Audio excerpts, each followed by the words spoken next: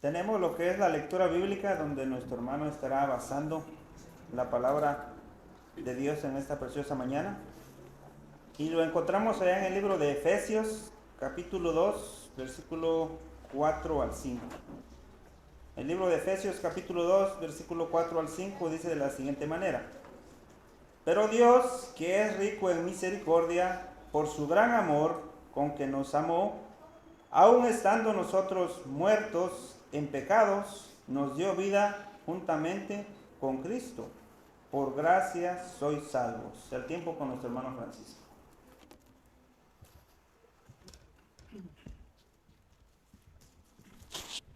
Bueno, damos las bienvenidas a todos y también a través de la plataforma de Facebook, aquellos que nos están viendo en sus aparatos, diría yo. Bueno, gracias por dejarnos llegar a sus casas y también a sus hogares. Y a las visitas que nos están visitando este día de hoy, pues sean muy bienvenidos esta mañana de hoy. El tema, hermanos, está basado en un canto que nosotros entonamos en este inario, y es el canto 82, Oh excelsa gracia de amor. Y el enfoque está en el coro. El coro dice: Oh excelsa gracia del amor, que Dios perdona al pecador, si presto estás a confesar sus culpas y en Jesús confiar. No hay otro autor de salvación, pues Cristo obró la redención. Este canto, hermano, nosotros lo hemos entonado por años, mucho tiempo. Y en veces le hemos perdido el sabor o el contenido del texto bíblico, donde lo cantamos ya y lo recitamos como de memoria, pero se nos olvida el gran mensaje que hay dentro de ese canto. Vemos aquí, hermanos, que la gran excelsa de la gracia de Dios, la gracia, hermanos, que Dios nos ayuda diariamente, constantemente, todos los días, nos fortalece para efectuar buenas obras que no podríamos nosotros hacerlas sin la ayuda y la bendición de Dios. El Señor nos prometió, hermanos, que si nos humillamos ante Él y tenemos fe en Él, su gracia nos ayudará a vencer todas nuestras debilidades que nosotros podamos tener. Así que la gracia, hermano, de Dios es una gran bendición, especialmente para los que estamos como en obediencia hacia el Padre. El versículo que leyó nuestro hermano Elmer dice en el capítulo 2, en el versículo 4, para comenzar: Pero Dios, que es rico en misericordia, por su gran amor con que nos amó. Debemos nosotros de verlo de que la palabra misericordia, hermanos, es prácticamente el amor de Dios hacia los que hemos estado en la condición de la desobediencia por causa del pecado, o sea, por las concupiscencias, donde este amor de Dios, la misericordia de perdonarnos a nosotros y de darnos esa oportunidad, la vida, para poder enmendar nuestros errores, y todo eso es a través de la gracia de Cristo. La gracia, hermano, es un tema que constantemente en la Biblia habla y culmina, hermanos, en el Nuevo Testamento con la venida de nuestro Señor Jesucristo. Esto lo encontramos en Juan capítulo 1, en versículo 17, donde dice: Pues la ley por medio de Moisés fue dada, pero la gracia y la verdad vinieron por medio de Jesucristo. Entonces, los judíos tenían una información acerca de Dios, pero como dice aquí en el libro de Juan, pues la ley por medio de Moisés fue dada, la ley que fue instruida el pueblo de Israel, pero la gracia y la verdad vinieron por nuestro Señor Jesucristo. Versículo 18 dice, a Dios nadie le vio jamás, el unigénito, Hijo que está en el seno del Padre, y Él ha dado a conocer. Entonces vemos nosotros aquí, hermanos, que la gracia y la verdad ha venido a través de Cristo Jesús. La verdad, hermano, es basada en lo que la palabra de Dios nos enseña. Según Juan 17:17 dice, santifícalos en tu verdad, porque tu palabra es verdad. Entonces, la verdad de Dios, la verdad de Cristo, la verdad del Espíritu Santo es la que nos ayuda a nosotros constantemente para poder diferenciar entre lo que es incorrecto y lo que es correcto, en lo que es verdad y lo que no es verdad, y lo que es injusto y lo que es justo ante la presencia de Dios. Esta verdad, hermanos, nace y florece, especialmente aquellos que buscamos la ayuda de Dios, la bendición del Padre, y queremos enmendar nuestras vidas conforme, no a la voluntad del hombre, sino que conforme la voluntad de Dios. En vez de nos equivocamos nosotros al pensar que nosotros podemos encontrar el medio de cómo poder nosotros salvarnos a nosotros mismos, y indicamos especialmente hasta forma de vivir, pero no es la voluntad de Dios. La palabra traducida aquí, hermanos, como gracia en el Nuevo Testamento proviene de la palabra griega que se escribe charis, que significa favor, bendición o bondad. Esto es lo que significa la palabra gracia. Todos podremos extender la gracia a los demás, pero cuando la palabra gracia se usa en la relación con Dios, adquiere un significado más elevado de lo que uno puede pensar.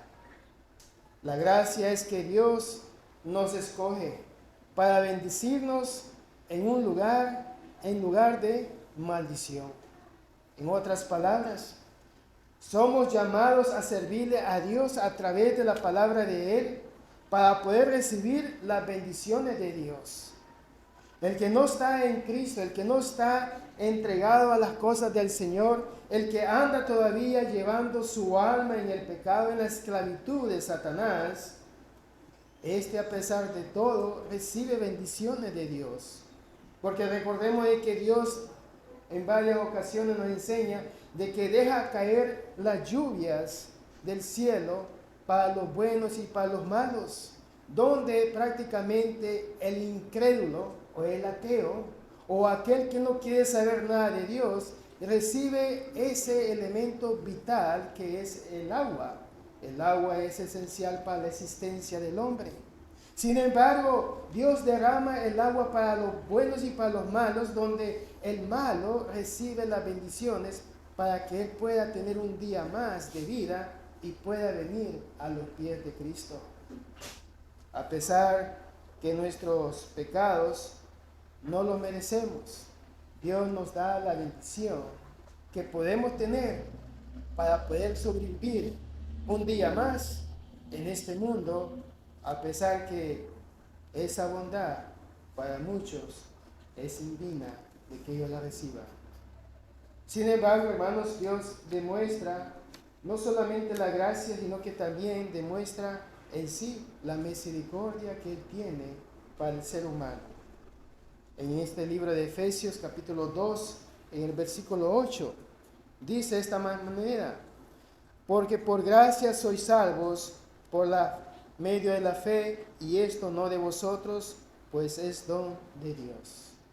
Y esto lo hace Dios así, hermanos, para que el hombre no tenga ningún crédito a favor de decir que yo por medio de mí mismo logré hacer lo que yo he hecho en sí en las cosas del Señor.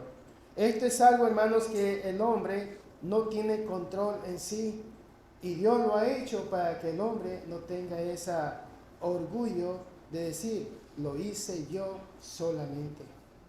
Por eso dice aquí el versículo 8, dice, porque por gracia soy salvo por medio de la fe. Y esta fe, hermano, es la fe que nos lleva de la obediencia, donde a través de la obediencia recibimos nosotros las bendiciones del Padre, porque somos bendecidos, porque hemos aprendido a ser obedientes a la palabra de Dios y no obedientes a las ideas humanas paganas que hay en el mundo. Usted pregunta y hay millares de pensamientos. Usted lee la Biblia y encuentra usted el pensamiento de Dios acerca de la obediencia de la fe, y Dios bendice a aquel que obedece la palabra de Dios. Y esto no de vosotros, dice todavía el versículo. La única manera, hermanos, que cualquiera de nosotros puede entrar en una relación con Dios es por causa de la gracia que Dios encontró en nosotros. Dios vio algo en usted y Dios le llamó a usted. Dice en el libro de Génesis capítulo 6 acerca del arca que Dios construyó por causa del aumento del pecado que había en aquellos tiempos. Noé, siendo una familia, hermanos, grande, digamos, de tíos, primos, abuelos, pero él tenía su esposa y tenía sus hijos, y sus hijos y su esposa estaban bajo la obediencia de su padre, porque Dios había hablado con él, con los padres de familias.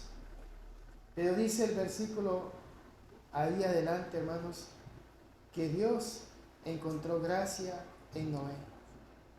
Y esa gracia, hermano, la usó Dios con él, porque había una relación entre Noé y Dios, donde Dios usó a este instrumento como Noé, como un instrumento donde lo usó como carpintero, como ingeniero, construir un arca donde no tenían la tecnología en aquellos tiempos como la que hoy existe. Sin embargo, Dios hizo a través de él una obra. Sus hijos, hermanos, obedientes a su padre y obedientes a Dios. Las esposas de los hijos de ellos, mujeres que estaban sujetas a sus esposos y aprendieron la obediencia también a Dios a través del ejemplo de ellos. La esposa de Noé, Noé en sí. Y dice la Escritura de que a través de esa obediencia hubo una gran bendición de que solamente 8 fueron salvos. Pero también dice la Escritura que pasó Noé predicando, anunciando que Dios va a destruir al mundo con agua. ¿Cuántas gente, hermanos, se burlaron de Noé? Incluyendo el tío, incluyendo los primos, los sobrinos, mujeres embarazadas, ancianos. ¿Cuántas personas no escucharon por 120 años a Noé predicando acerca de lo que Dios iba a hacer? Sin embargo, Dios llegó el momento donde comenzaron a caer las lluvias fuertes. A ese momento comenzaron muchos a recordar la palabra de Noé acerca de lo que Jehová pensaba hacer con ese pueblo, con el mundo entero, en otras palabras.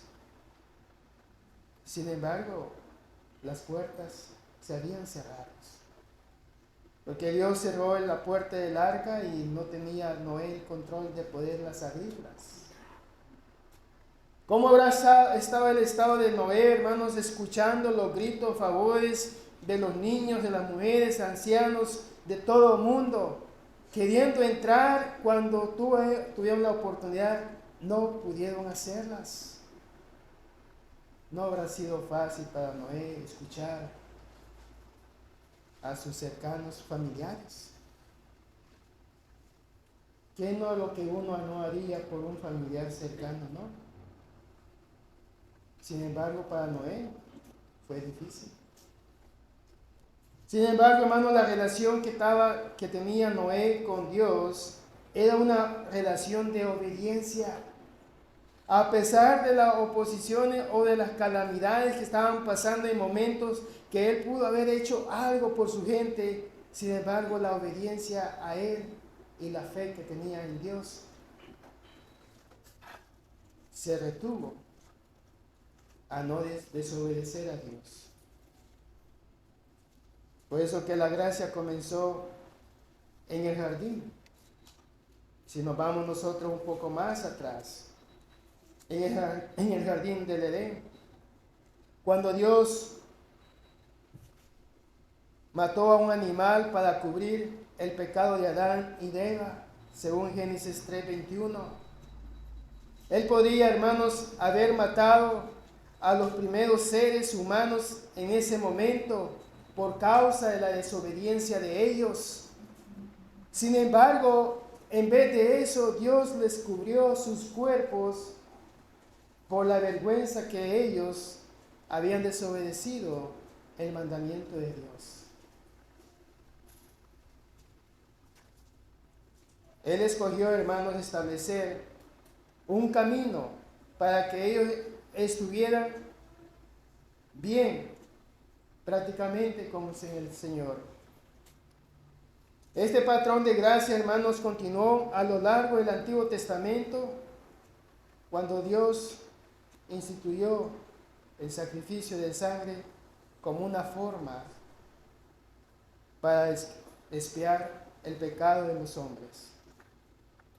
Y déjenme decirle, hermanos, que no fue el pecado, la sangre de los animales, quien sanaba. Y esto lo encontramos nosotros más adelante. No fue la sangre de los sacrificios que limpió los pecados, sino que fue la gracia de Dios que perdonó a aquellos que confiaron en Él.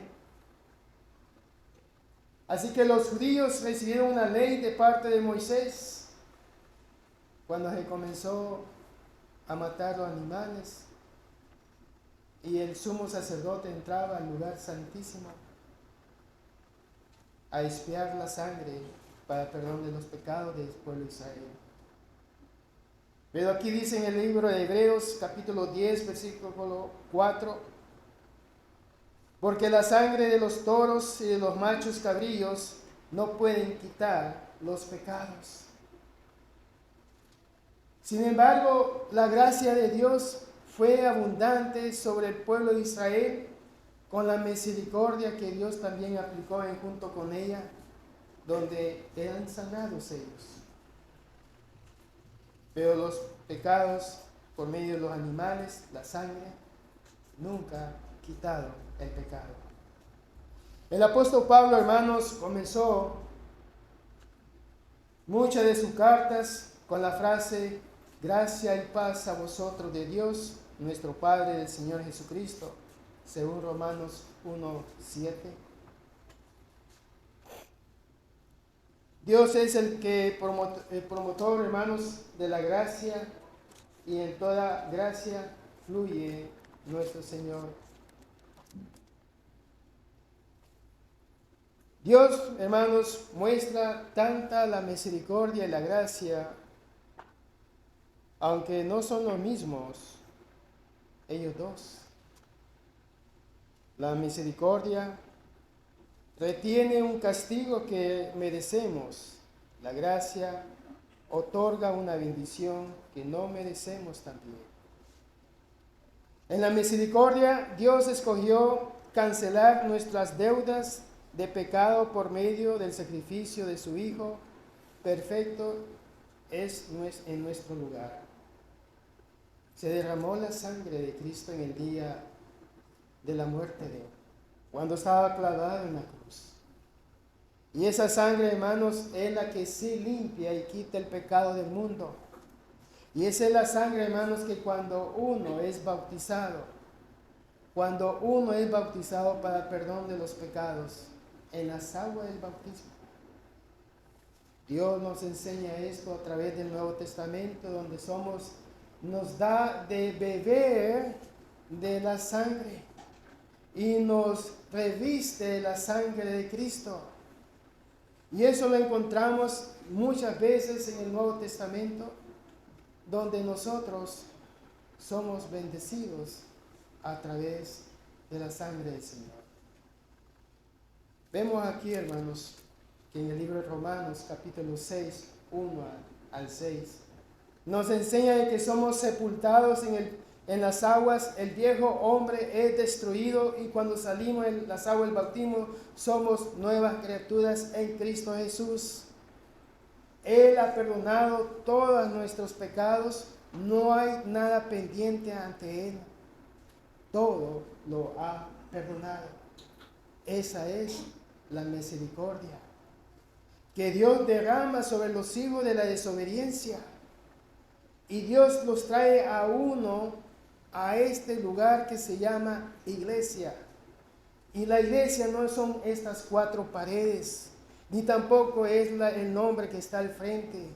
Es la iglesia del Nuevo Testamento donde Dios está añadiendo, según la voluntad de Él, todos los días a la iglesia.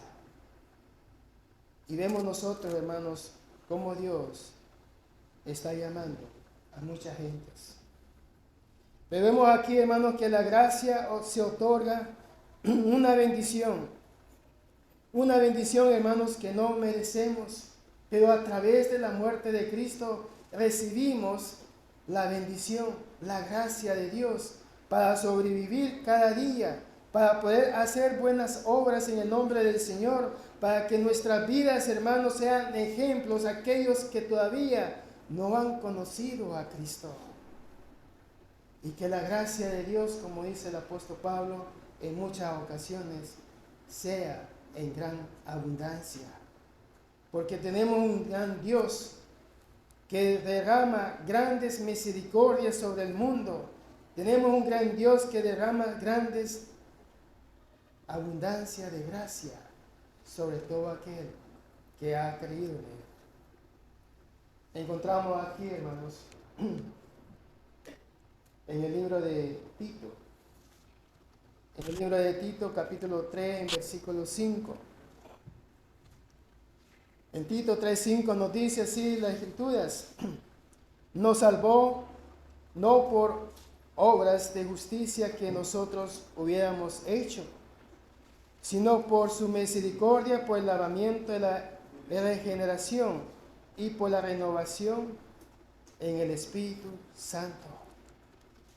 Fíjense bien en estas lecturas, hermanos, y espero que podamos tener los oídos muy atentos.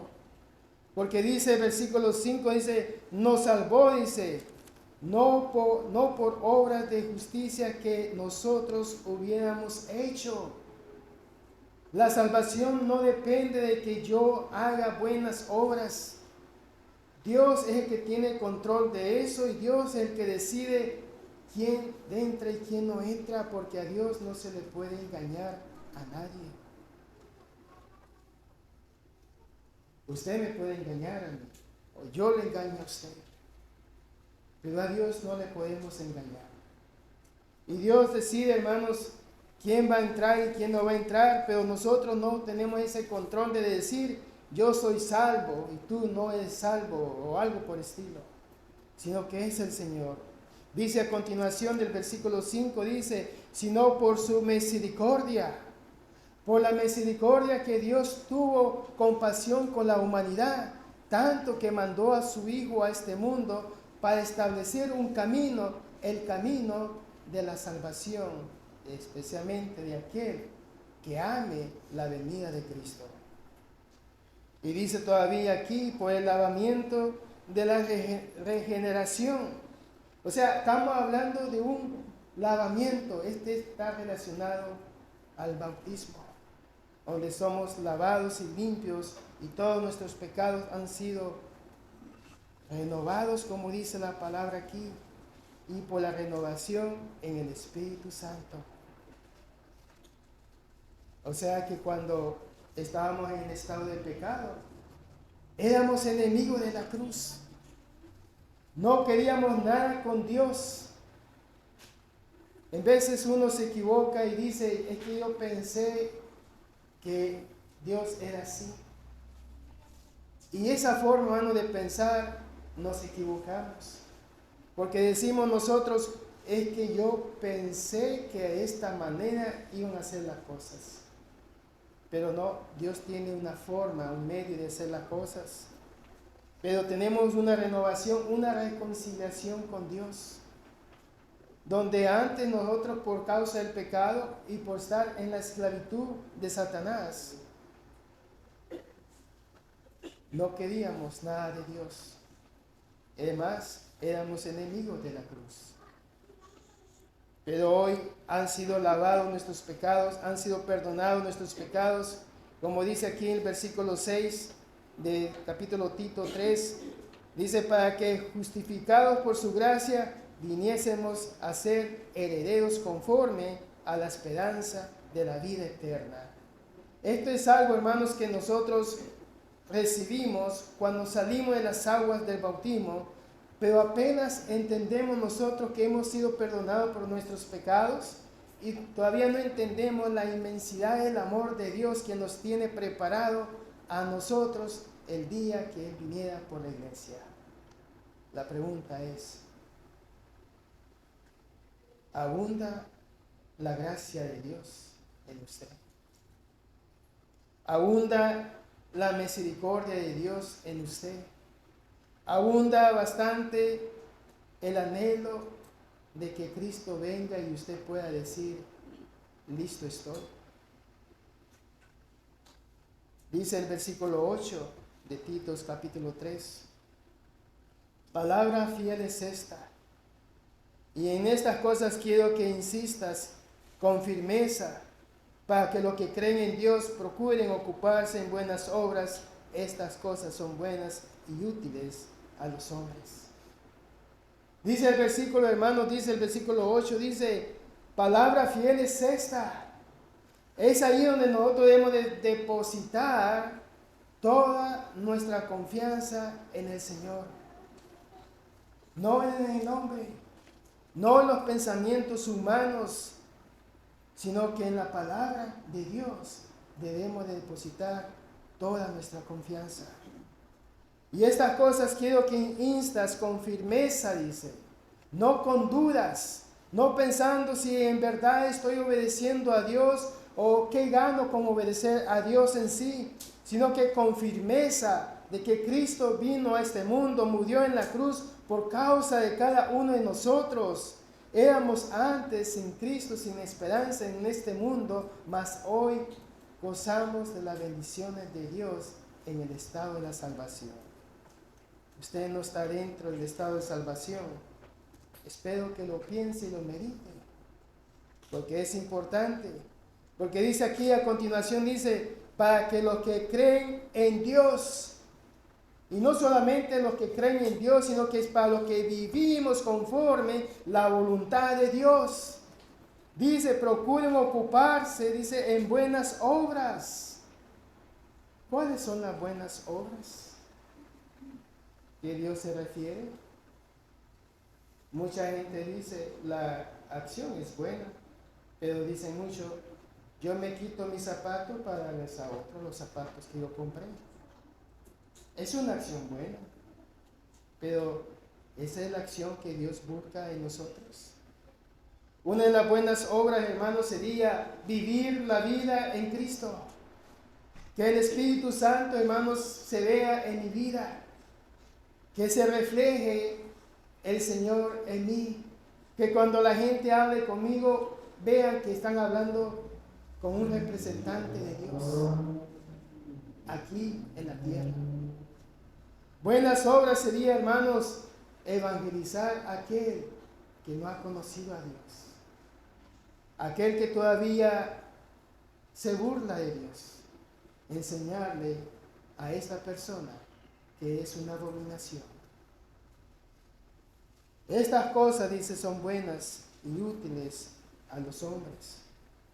En 1 Corintios, capítulo 15, en el versículo 58, el apóstol Pablo dice a la congregación de Corintios, según la clase que tuvimos hoy esta mañana, les dice a ellos, Así que, hermanos míos, amados, está firme y constante, creciendo en la obra del Señor siempre, sabiendo que vuestro trabajo en el Señor no es en vano.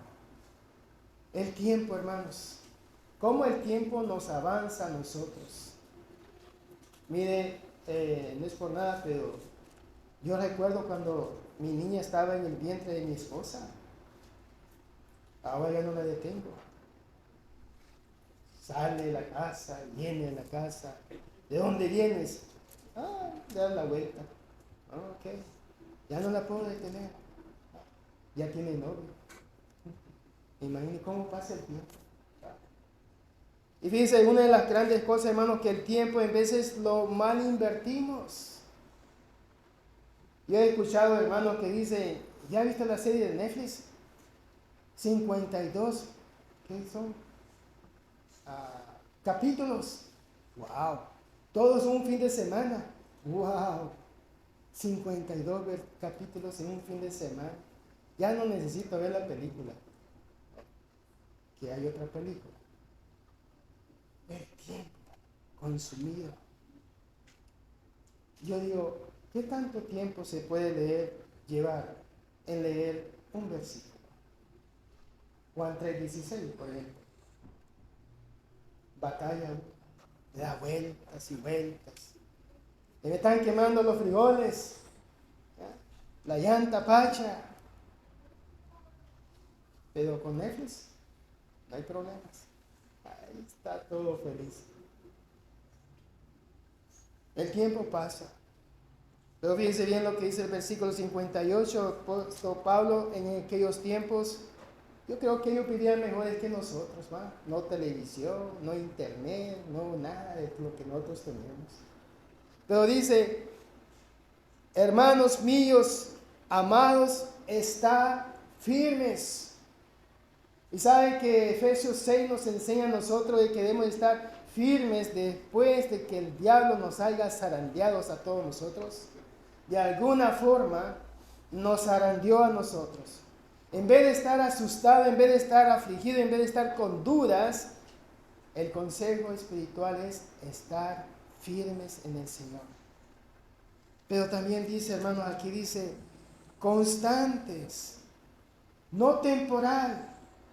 No es como el invierno que tiene su temporada de invierno, no como el otoño, como el verano. Estos tienen su etapa, inician y se terminan. La etapa cristiana no tiene, bueno, sí tiene principio, pero no tiene bajas y altas y bajas y altas. Hoy soy cristiano, mañana no. Hoy soy cristiano y mañana no.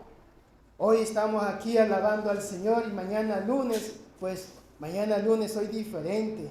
Voy a andar haciendo cosas que no debo de hacer, pero el domingo aquí estoy. Hoy soy cristiano, pero mañana, lunes, martes, miércoles, quién sabe quién voy a ser yo. No, debemos de ser constantes en la obra del Señor, sirviendo a Dios en nuestros hogares, en mi vida personal con el Señor, porque hemos abierto una relación con nuestro Padre espiritual. Dice al final del versículo, aquí dice, creciendo en la obra siempre, dice el versículo, creciendo en qué? Espiritualmente. De estatura ya no voy a crecer yo más, ya quedé como quedé, llegué donde llegué, pero espiritualmente debemos de crecer. Mire cómo estamos nosotros, hermanos, combatiendo contra lo que la sociedad inventa. Ya entramos al mes de octubre, Halloween. Estamos predicando el Evangelio. Ya sale la hermana ahí con vestidos los niños, con no sé qué y todo eso, y que le van a hacer una fiesta de Halloween. Es que mi tía nos ha invitado. Allá van los hermanos de la iglesia a celebrar Halloween. ¿Qué son esas cosas? Dice el apóstol Pablo, dice, constante creciendo en la obra del Señor, para poder dar explicaciones de que estas acciones ya no le pertenecen a uno. Tal vez usted estuvo ahí antes de conocer a Cristo. Es tiempo de cortar el ombligo al mundo y que se vaya. Pero que es tiempo de crecer en la obra del Señor, porque dice, sabiendo de que vuestro trabajo en el Señor, fíjese bien, no es en vano. ¿Qué es la palabra en vano? Inútil.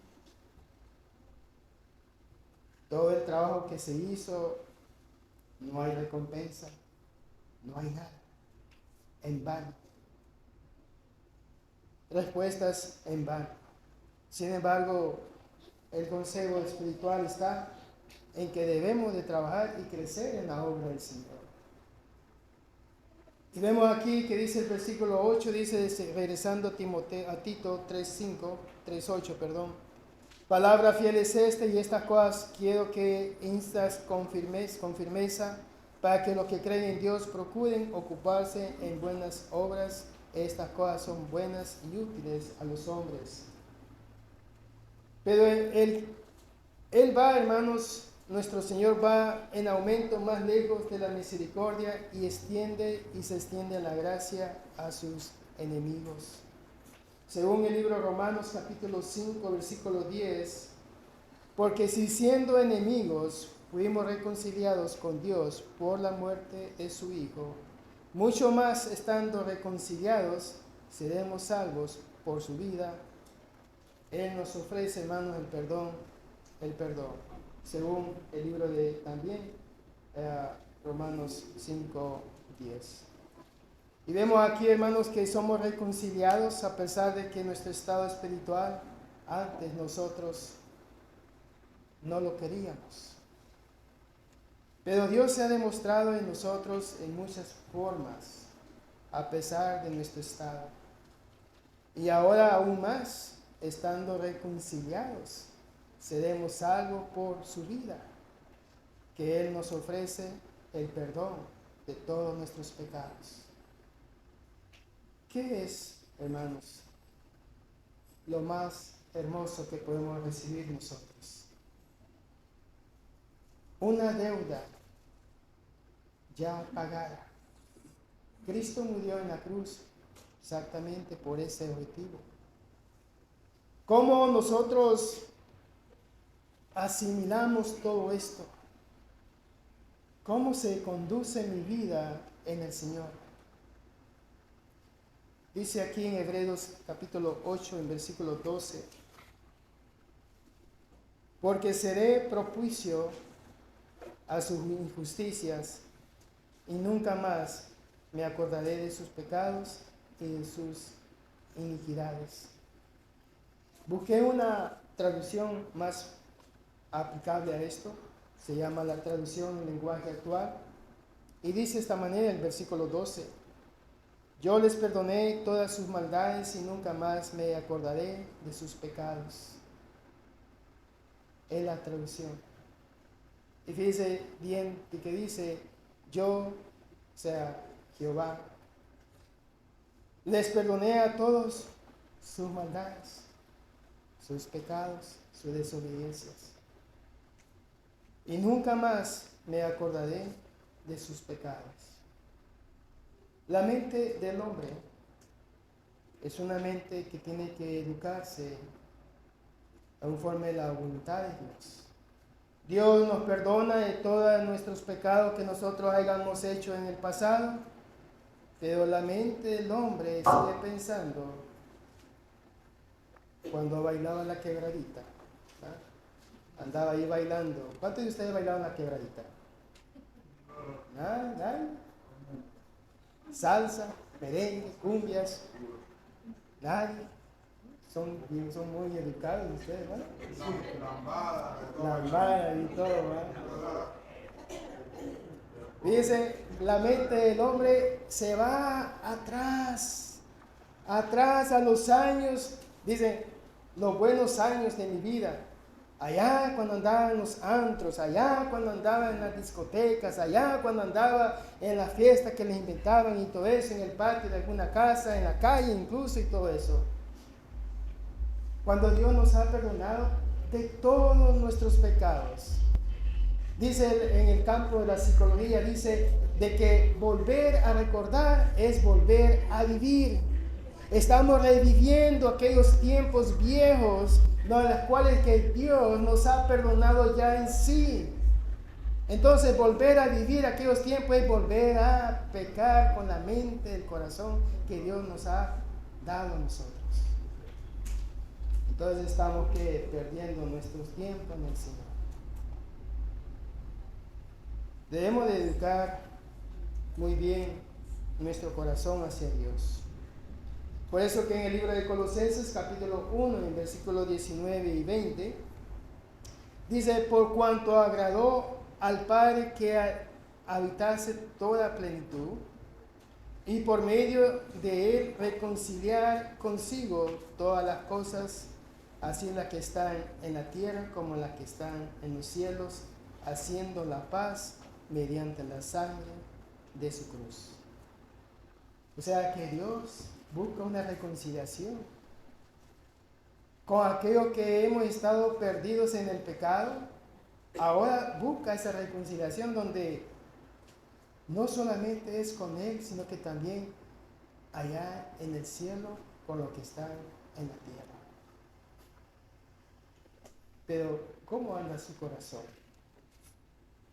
¿Su corazón anda conforme a la reconciliación que usted tiene con Dios o debemos de haber tenido con Dios? ¿O andamos pensando el viejo mundo que dejamos nosotros? Debemos de tener nosotros una vida llena de abundancia en grande, porque Dios nos perdona grandemente y debemos de tener esa vida en el Señor.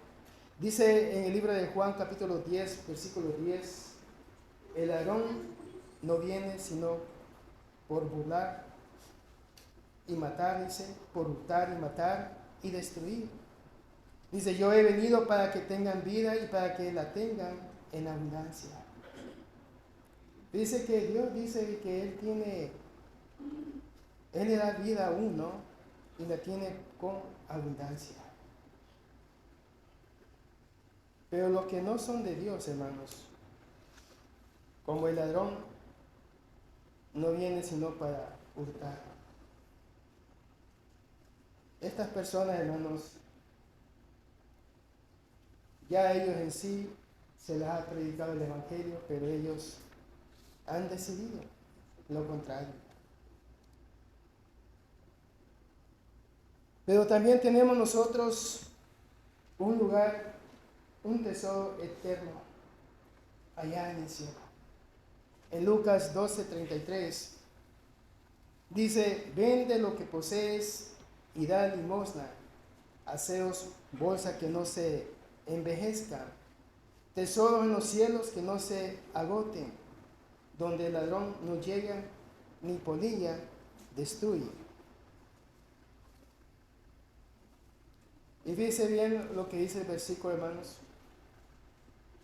tesoros allá en el cielo.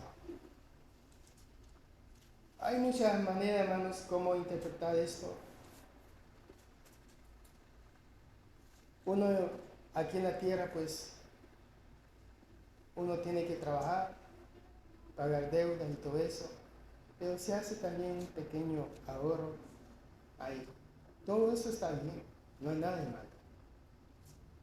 Lo malo en eso, hermano, es que nosotros nos alejamos de Dios para construir más. Y ahí el peligro, porque el tiempo pasa y no hemos hecho ningún tesoro allá en el cielo. Hace años un hermano explicó una idea.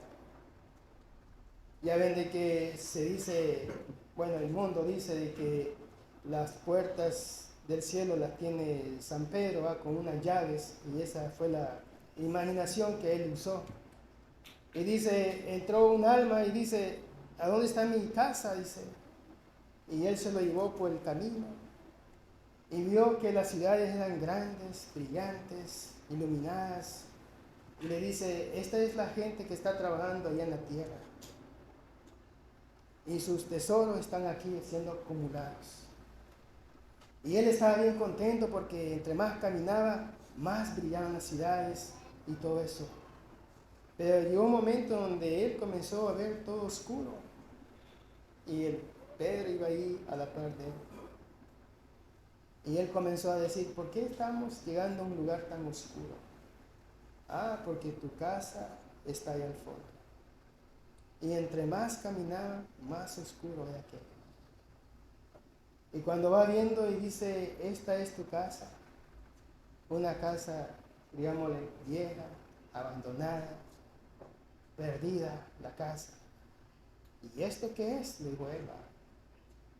Este es tu trabajo allá en la tierra, cuando estabas allá en la tierra, pues esto es lo que tú te mereces. La enseñanza de eso, hermano, es que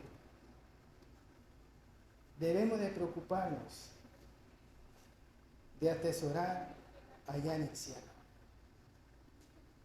Porque el libro de Apocalipsis nos enseña y dice, y sus obras se irán con ellos. Pero si nosotros acá no hacemos nada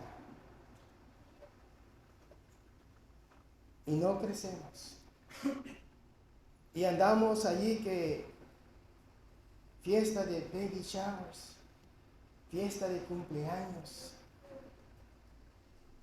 andamos en el mundo y no somos del mundo. Moras vienen, moras van. Pero los hijos de Dios tenemos que tener firme a dónde en verdad queremos ir. Sabemos muy bien dónde este cuerpo se va. No hay dudas acerca de eso. Estaba platicando con unas personas que trabajan en los funerales. Dicen, a mí me van a quemar. ¿Ok? ¿Saben lo que es el proceso? El proceso es que queman el cuerpo en un horno. Primero, la carne tiene que quemarla. Pero tenemos un esqueleto, son huesos. Hay una máquina que lo estructura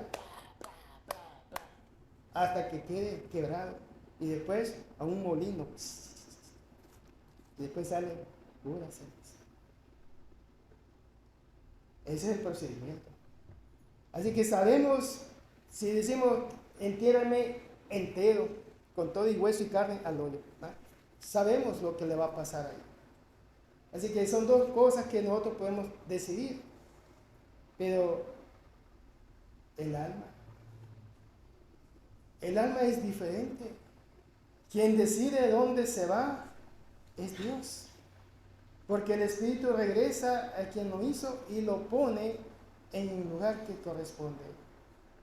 La pregunta es, ¿sabe dónde se irá su Espíritu? ¿A dónde se irá a contemplar?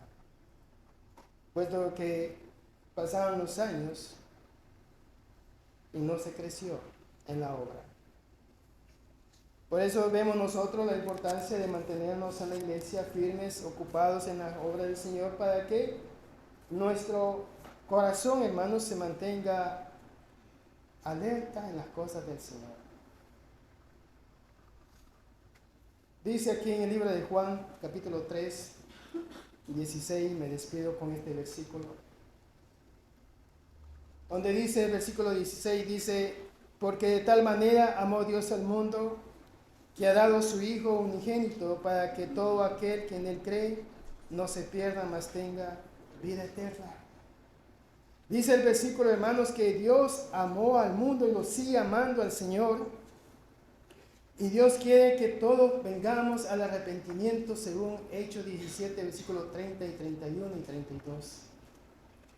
Donde Dios ha establecido un día que Él vendrá para juzgar al mundo. Ya sea que usted le haya obedecido o no le haya obedecido, crea en Él o no crea, Cristo vendrá por la iglesia. Y ha establecido ese día, hermano, y quiere que el hombre venga al arrepentimiento. Porque Dios mandó a su Hijo a este mundo con la intención de abrir el camino de salvación, según lo marca también Lucas 19, versículo 10. Pero en el versículo 17 de Juan 3, 17 dice, Porque no envió Dios a su Hijo al mundo para condenar al mundo, sino para que el mundo sea salvo por él.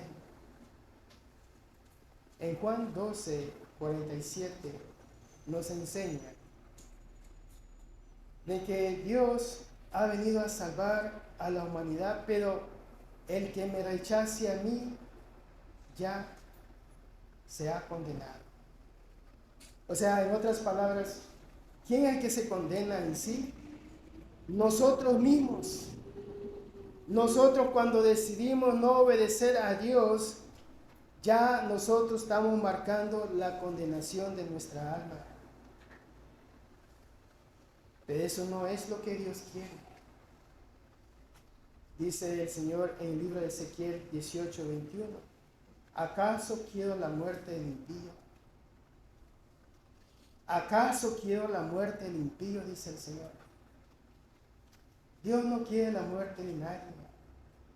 Dios quiere que todos seamos salvos a través de la obediencia a la palabra de Él, a través de Cristo Jesús, quien murió en la cruz por nosotros. Sin embargo, Dios no obliga a nadie a estar con Él. La decisión la toma usted. Usted decide. Y si usted decide no obedecer a Dios, no tener nada con Dios, es su decisión personal. Pero usted decide obedecer a Dios. Buena obra usted ha decidido. Dice aquí en el versículo 18 de Juan 3, el que en Él cree no es condenado, pero el que no cree ya ha sido condenado, porque no ha creído en el nombre del unigénito Hijo de Dios. Dios tiene un plan, hermanos, y la gracia es que Dios da sobre los hijos, obedientes y desobedientes, pero los obedientes nos da grandes bendiciones, pero también llama a aquel que todavía no está en Cristo. Y usted tiene esa decisión. Dios no quiere las cosas obligadas de nadie. Sin embargo, Satanás está ahí a la vuelta de la esquina. Dice según 1 de Pedro capítulo 5 versículo 8, dice que anda como un león buscando la pieza a la persona para destruirla. Pablo nos enseña a nosotros donde dice estar firme, dice, y debemos de estar nosotros firmes, haciendo la voluntad de Dios. Pero como Dios dice, Dios nos enseña, tenemos el libre albedrío. ¿A quién decide usted obedecer? Está en su corazón solamente. Pongámonos de pies, vamos a entonar un canto de invitación.